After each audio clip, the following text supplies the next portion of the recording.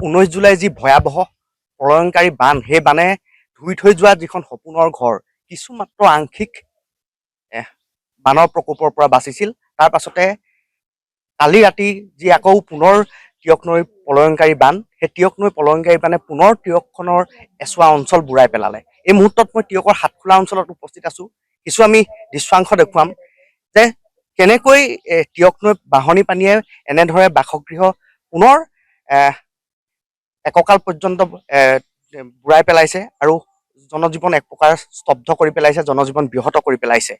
এই মুহূৰ্তত যিসকল লোক মোৰ লগত আছে, এইসকল লোক আশ্ৰয় শিবিৰৰ পৰা আহি কেৱল মাত্ৰ ঘৰখনত কি ধৰণৰ সা সামগ্ৰীৰ লোকচান হৈছিল, কি ধৰণৰ তেওঁলোকৰ ক্ষয় ক্ষতি হৈছিল সেয়া বুজ ল'বলৈ পালে কি নাপালে। সেই মুহূৰ্ততে কিন্তু আকৌ আহিল এজাক ধুমুহা, এজাক প্ৰলয়ংকাৰী বান। আজি সেই পুনৰ একেই অৱস্থা, পুনৰ সেই 19 জুলাইৰ 21 জুলাই 20 জুলাইৰ দৰে একেই দৃশ্যাংশ, পুনৰ পানী বাঢ়ি আছে। এই মুহূৰ্তত এইসকল দিশহাৰা লোক কলৈ যাব, কি কৰিব, কাক এমুঠি অন্ন খুজিব, ক'ত তেওঁলোকে কাৰ সাঁচত হাত পাতিব, এনেধৰণৰ যিসমূহ দৃশ্য, এইসমূহ দৃশ্য সততে আমাৰ এই উজনিত বিশেষকৈ যোৰহাটৰ টিয়কত দেখিবলৈ পোৱা যোৱা নহৈছিল। কিন্তু এতিয়া ঘনে ঘনে প্ৰেক্ষাপট সলনি হৈছে, ঘনে ঘনে কিন্তু বান অহাৰ এক আশংকাই মানুহৰ মনত কিন্তু এক দুৰ্বিষহ এক সপোন হিচাপে তেওঁলোকৰ মনত আশংকা ৰৈ গৈছে। কিয় হৈছে এই বানটো, মানে কেতিয়াৰ পৰা আহিছে আৰু আচবাব কি উলিয়াই ঘৰখন চফা কৰিবলৈ পাইছিলহে, আকৌ পুনৰ বান আহিল, আকৌ একেই অৱস্থা, মানুহৰ দুৰ্দশা।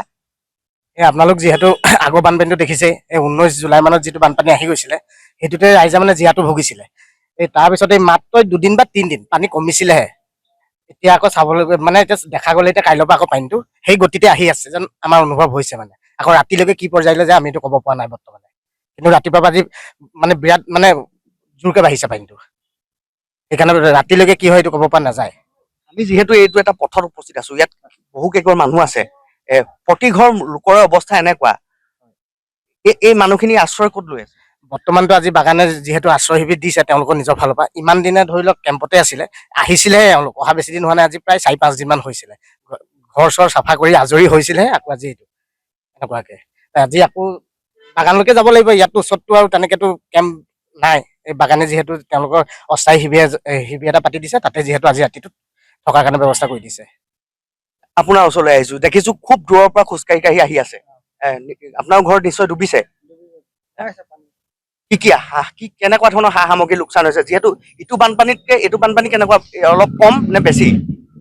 এতিয়া অলপ কম আছে। প্ৰথমটো পুৰা আছিলে, প্ৰথমটো মানে চব মানে চৌকেছ গডৰেজ চব তিতি গ'ল, কাপোৰ চাপোৰ চব তিতি গ'ল। মোৰ ল'ৰা এইটোত পৰি আছে, মানে চব মানে কিতাপ পত্ৰ চব তিতি গ'ল। এইকেইটা মানে কিনিব লাগিব নে কি, এইটো চৰকাৰে কি গম পায় গম নাপাওঁ। সেইটো কিনিব লাগিব, বা কাপোৰ কানি আৰু মানে ড্ৰেছ চব উটি গ'ল।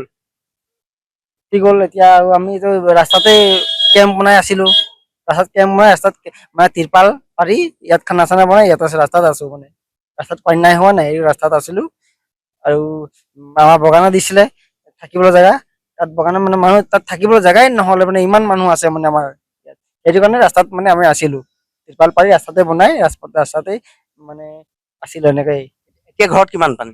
এতিয়া পুৰা পানী হৈ আছে, 1 আঁঠু পানী হৈ আছে, ভিতৰত পানী সোমাই গ'ল। ঘৰত কেইদিন থাকিবলৈ পালে? ঘৰত মুঠতে 2 দিন থাকিলো।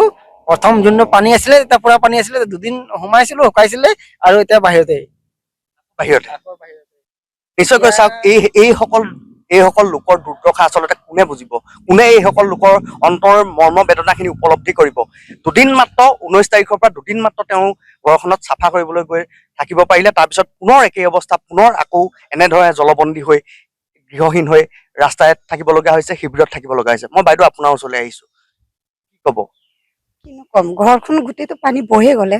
তাতে গডৰেজ চৌকেজ যিখিনি আছিলে চবত কাপোৰ কানি, পালেঙতো বস্তুখিনি ওলাব নোৱাৰিলোৱে, গোটেই পানী হৈ গ'লে, গোটেইখিনি তিতি গ'লে। গডৰেজটো পানী হ'লে, চৌকেজটো পানী হ'ল, চব ভিজিলে। আৰু বাচন বৰ্তন যি পাকঘৰত আছিলে সেইখিনি ভিতৰতে বাগৰিছে আৰু তলা মৰাৰ কাৰণে, সেইখিনিতো নষ্ট নাই হোৱা। বাকী কাপোৰ কানি এইবোৰ পালেঙৰ চৌকেজ গডৰেজ এইবিলাক ডিভান চিভান আছিলে, এইবিলাক চব ভিজিলে। মানে চুপাৰ চিট আছিলে, সেইকেইটা পানীত বৈ গ'লে, গোটেই ইফালে হৈ গ'ল আৰু চব ভিজিলে, চব নষ্ট হ'ল। এইখিনিয়ে হ'ল। হাঁহ কুকুৰা আছিলে, সেইখিনি ক'ত গ'ল, সেইখিনি আনিব নোৱাৰিলো। ছাগলী আছিলে, সেইখিনি আনিলো, বাকীখিনি চব নাইকিয়া হৈ গ'ল। আকৌ বানপানী শুকাইছিলে 2 দিন গ'লো মাত্ৰ, আমি ইয়াতে থাকো ৰাস্তাতে। দুদিন গ'লো, দুদিনৰ পাছত আকৌ কালি গৈছিলো, পৰহি গ'লো, কাইলৈ গ'লো, ৰাতিপুৱা আকৌ আহি গ'লো। আকৌ গোটেই পানী গোটেই বৈ গ'ল। এতিয়া আকৌ আগৰ যোনটো ঘৰটো যেনেকা হৈছিলে তেনেকা গোটেই বস্তু বান্ধি তেনেকাই হৈ গ'ল। চাফা কৰা নকৰা একো লাভ নাই। গোটেই যিখিনি কাপোৰ ভিজিছিলে সেইখিনি অকমান শুকাইছিলো, ওলাইছিলো, ধুইছিলো, শুকালো, সেইখিনি আৰু একেই হৈ গ'ল। মানে দেখিলে বেয়া লাগিছে আৰু নকওঁ আৰু দুখ লাগিছে।